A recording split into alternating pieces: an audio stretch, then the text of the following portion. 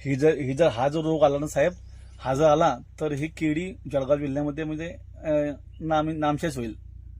येणाऱ्या भविष्यात केळी येणार नाही. आणि केळी ही जळगाव जिल्ह्याचा कणा आहे शेतकऱ्याचा. कितीही संकट असो, केळीमध्ये शेतकऱ्याचा आर्थिक भक्कम जे आहे आज जळगाव जिल्हा शेतकरी आणि लहानपूरचा हा केळीमुळेच आहे. केळीमुळेच आहे ना, आपलं मुख्य पीकच केळी आहे. कितीही संकट असो ह्या आणि अशा ह्याच्यातही दुर्दैवाची बाब ही की शासनाकडून याच्यावरती काहीच मदत होत नाही. काहीच नाही आहे. म्हणजे मी त्याला केव्हीके वेळा तो मला सांगतोय, म्हटलं तू किती गांभीर्य घेते माझ्या गोष्टीचं, तू ये माझ्याकडे, मी तुला सहायता करतो ना, गावात ये, तुला दाखवतो प्लॉट. मग त्यांचं काय म्हणणं आहे? तुम्हाला समजता का माझे सिमटम काय आहे पनामाचे? म्हटलं मी तुम्ही आता ही गोष्ट बोलले, मग हे शहाणीची गळा मी गावात या ना की मी खोटं बोलतोय खरं बोलतोय काय आहे पनामा. आता आम्हाला काही तर माहिती असेल ना, आम्ही 10 वर्ष 12 वर्ष कृषी केंद्र चालू आहे माझं पण चापोऱ्यामध्ये दुकान आहे कृषी केंद्राचं. अवस्था तर फार बिकट आहे ही. कृषी कांड अवेलेबल होईल का आपल्याला? ट्रायकोडर्मा, सुडोमोनास, बेसिलियस सबटिलिटी आणि तेही IPL कंपनीचं इंटरनॅशनल पेनेशिया लिमिटेडचे.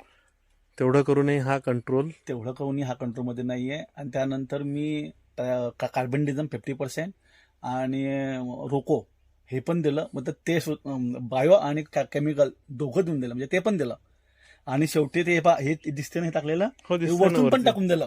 पूर्ण ड्रिप वरती दिसते आहे. मी वरतून पण टाकलं असं, कमीत कमी आसपासचे जे हे आहे स्पर्म ते कमीत कमी जडतील, नष्ट होतील, नष्ट होतील, ते कमीत कमी फैलणार नाही इकडे तिकडे हानी. तर ते बी करून पाहिलं पाहिजे. आणि 1, 2, 3 आणि ते एक चौथा प्लांट आहे. 1, 2, 3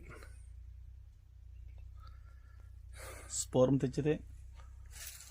आता त्यांना पण ते चप्पल धुवा विचाने. तुमच्या शेतामध्ये ट्रॅक्टर येते त्याला पण तुम्ही सॅनिटाईज करा, फील्डला सॅनिटाईज करा.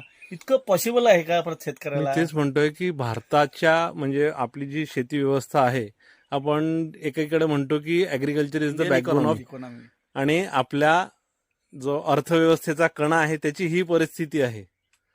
अशा परिस्थितीमध्ये आपण हे काम करत असताना ही गोष्ट शक्य आहे का की आपण बागेला किंवा रोपांना क्वारंटाईन करू शकत नाही ना. लेबर आपल्याला आता समजा मी माझी गाडी घेऊन आलो, काय व्यवस्था आहे तुमच्याजवळ? माझी गाडी मी सॅनिटाईज लागलेलं आहे ते काय पाहिजे शकतो. पण आता काल आता माल कापला घेतला जातोय शेतामध्ये, बाजूवाल्याच्या माझ्या शेतामध्ये कापला जातो. इथे माल कम पडला, ते गाडी दुसऱ्या शेतामध्ये जाईल, तेच लेबर तेच सर्व तिकडे जातील. मग ते कसं काय पॉसिबल आहे? ती गोष्ट पॉसिबल नाही आहे. म्हणूनच मला ह्या गोष्टीचं जास्त हे होऊन राहिलंय, गांभीर्य आता लक्षात येऊन राहिलंय की काय काय होईल पुढे.